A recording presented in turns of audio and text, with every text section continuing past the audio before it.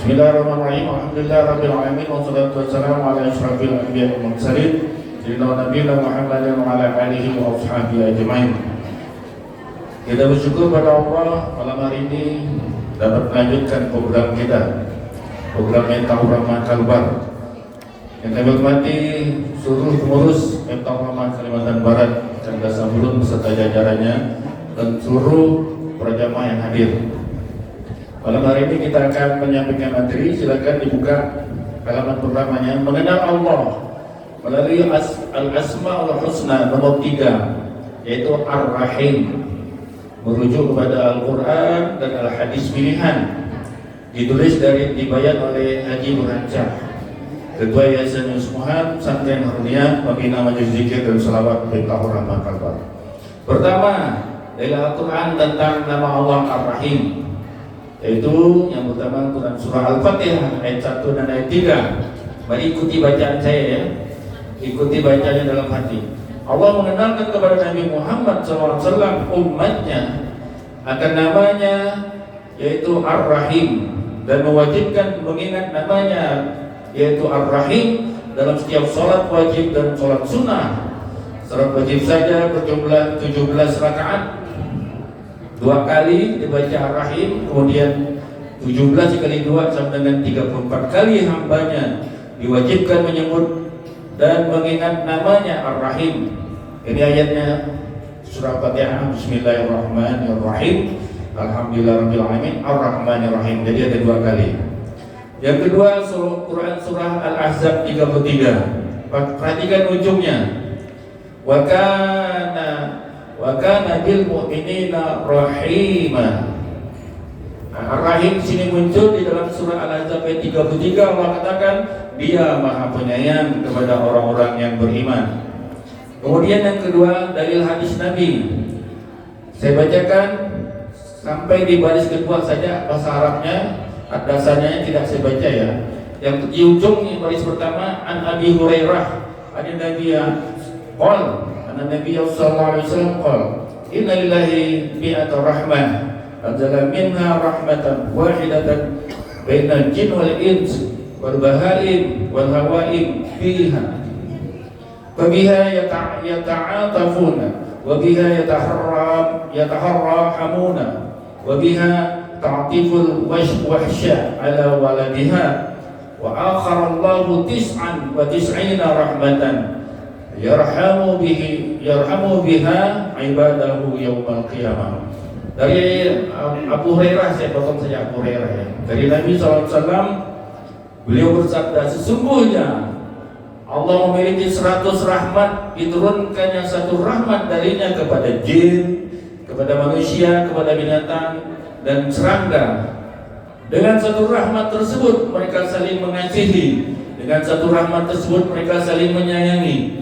Dengan 1 rahmat Allah tersebut binatang liar menyayangi anaknya. Namun Allah menangguhkan 99 rahmat yang Dia akan rahmati para hambanya pada hari kiamat dengan rahmat itu ya.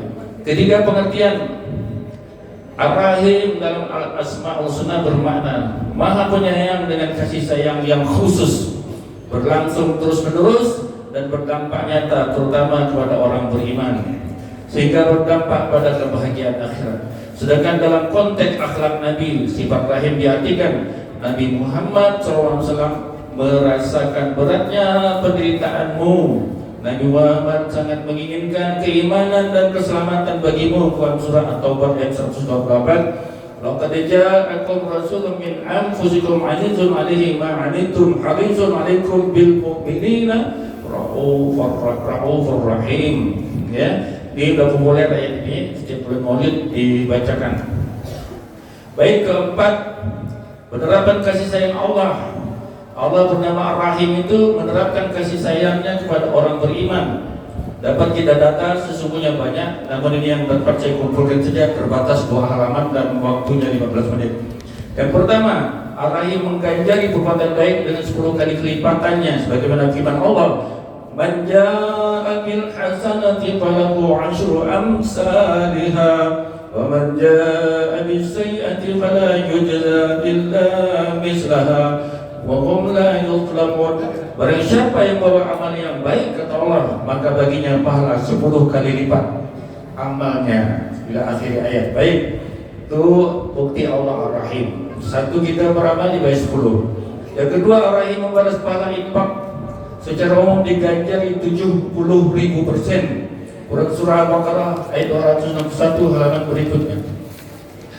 Masalul ladzina yunfiquna amwalahum fi sabilillahi kamathali habatin anbatat sab'a sanabila fi kulli sunbulatin mi'atu habbah wallahu yudha'ifu liman yasha' wallahu wasi'un 'alim. Perumpamaan nafkah yang digunakan oleh orang-orang yang menafkahkan hartanya di jalan Allah adalah serupa dengan sebutir benih yang menemukan 7 bulir. Pada setiap bulir 100 biji.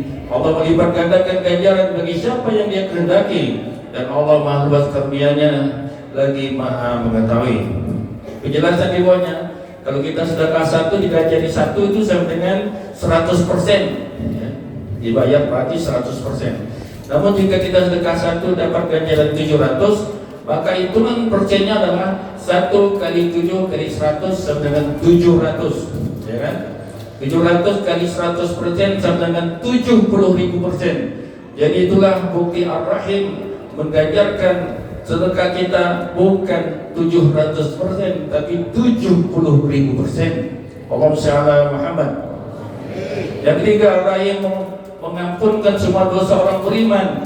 Quran surah Az-Zumar ayat 53. Qul ya ibadiyalladzina asrafu ala anfusihim la taqnatu min rahmatillah innallaha yaghfiru dzunuba jami'a innahu huwal ghafurur rahim. Ada ghafurur rahim.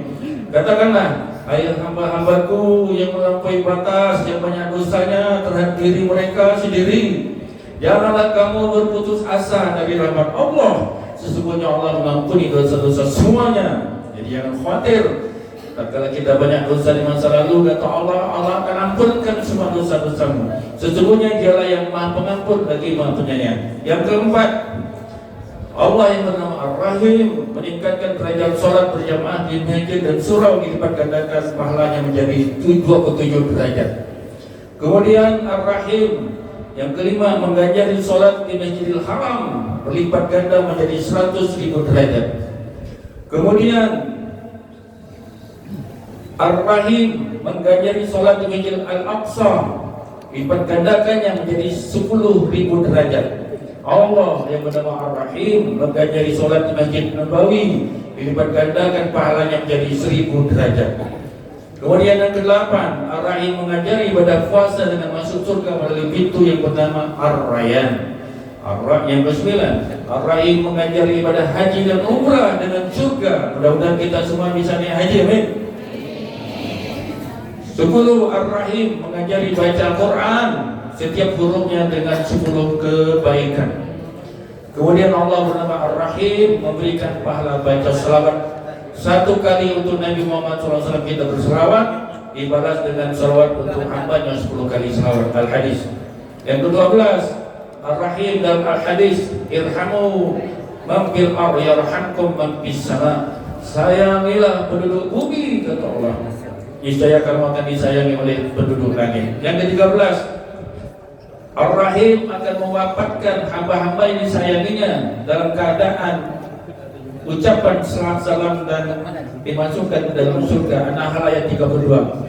Alladzina tawaffahumul malaikatu thayyibina yaquluna salamun alaikum udkhulul jannata bima kuntum ta'malun.